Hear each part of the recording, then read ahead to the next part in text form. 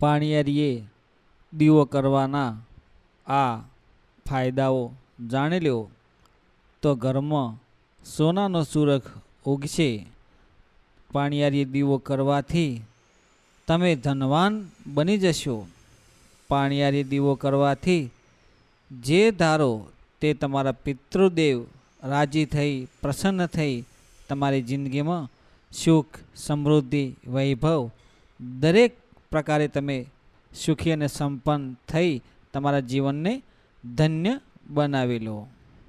તો મિત્રો જાણીએ કે પાણિયારીએ દીવો કરવાથી આપણા જીવનમાં કેવા અનુભવો થાય છે।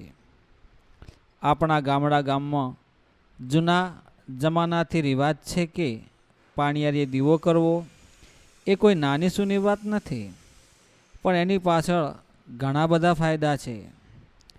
તો એ ફાયદા આપણે જાણીએ અને સમજીએ।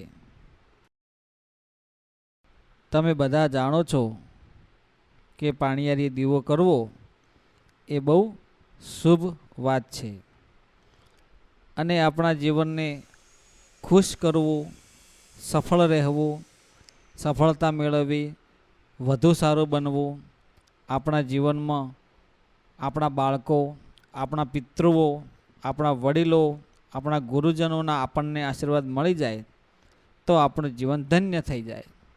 પણ મિત્રો જો તમે ચેનલમાં પહેલી વાર હોય તો ચેનલને લાઇક શેર અને સબસ્ક્રાઈબ કરજો આ વિડીયોને, અને પૂરેપૂરો વિડીયો સાંભળશો તો જ તમને ખ્યાલ આવશે।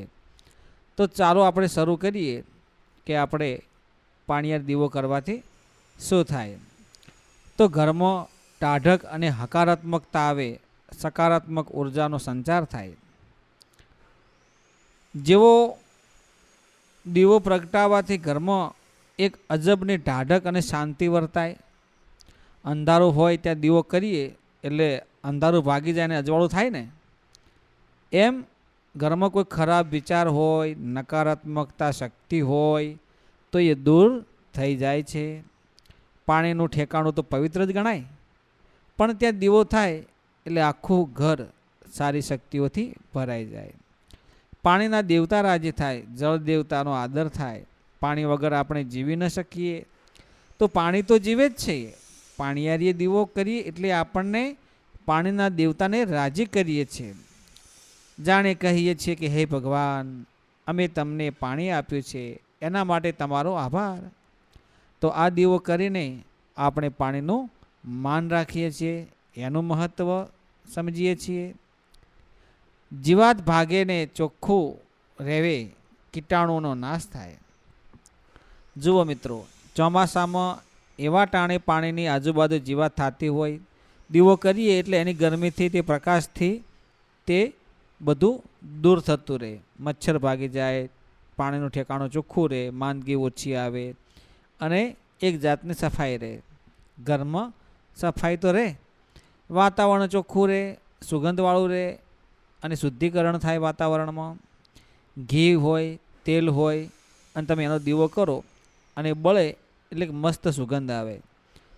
સુગંધ સારી આવે એટલે આખા ઘરમાં સકારાત્મક વાતાવરણ ઊભું થાય અને ઘર તાજું લાગે, હર્યું ભર્યું લાગે, બહારની ગંદકી અંદર આવવા ના દે, દીવાની દિવેટથી પવિત્રતા જેવું લાગે, મનને શાંતિ મળે, માનસિક સ્થિતિ તમારી જળવાઈ રહે। પાણિયારી દીવો કરવો એ જૂનો રિવાજ તો છે, પણ એનાથી મનને બહુ જ શાંતિ મળે છે। આ એક જાતનું ધ્યાન જેવું થઈ જાય। દીવાની સ્થિર જ્યોત જોઈને મનના વિચારો શાંત થાય, મગજને આરામ મળે। આજના દોડધામમાં તમારું જે માનસિક શાંતિ હોય એ જળવાઈ રહે અને ઘરના સંસ્કાર જળવાઈ રહે। આ તો આપણા બાપ દાદાની પેઢી ચાલતી આવતી હોય ને એવી પરંપરા છે અને ઘરમાં સુખ રહે, શુભ અને સમૃદ્ધિનું પ્રતીક વધતું રહે। વડીલો કહે છે કે પાણિયારે દીવો કરવાથી ઘરમાં સુખ શાંતિ તો થાય, પૈસાની બરકત થાય। આ તો એક શુભ શુકન ગણાય। દીવાનો પ્રકાશ સંપત્તિને સારા દિવસોનું નિશાન છે। જો ઘરના બધા રાજી હોય તો નકારાત્મકતા ઘરની ઉન્નતિ થાય અને આપણા જીવનમાં ખૂબ જ સફળતા આવે, કોઈ પણ કાર્યમાં સિદ્ધિ મળે, તમે જે ધારો એવા ફાયદાઓ તમે જીવનમાં મેળવી શકો, પિતૃઓ રાજી થાય, પિતૃ રાજી થાય એટલે તમારા કુળદેવી રાજી થાય, અને કુળદેવી રાજી થાય પછી તો તમારે કહેવું જ છું, જેની કૃપા પિતૃઓની હોય, જેની કૃપા કુળદેવીની હોય, તો તમારા જીવનમાં અંધકારમાંથી તમે અજવાળામાં આવી અને તમારા જીવનને તમે ધન્ય બનાવી શકો છો. પાણીયારે દીવો કરવો એ ખૂબ જ શુભ ગણાય. પિતૃઓ માટે, તમારા આવનારી પેઢી માટે જો આ લક્ષણો, તમારા સંસ્કારો બાળકો સિંચન કરે તો તમારી પેઢી તરી જાય છે. તો મિત્રો, તમે આ વિડીયો કયા ગામ, તાલુકા, જિલ્લા, શહેરમાંથી જોઈ રહ્યા છો તે કોમેન્ટમાં જણાવજો તમારા પ્રતિભાવ, મંતવ્યો, અને તમારા મંતવ્યો જણાવજો કે આમાં શું ઉણપ છે, શું ખોટે છે. તમે જે સૂચવવા માગતા હોય કોમેન્ટમાં જણાવજો, જેથી કરીને અમને પણ ખબર પડે કે અમારા પ્રેક્ષકો, અમારા દર્શકો શું જોવા માગે છે, શું સાંભળવા માગે છે.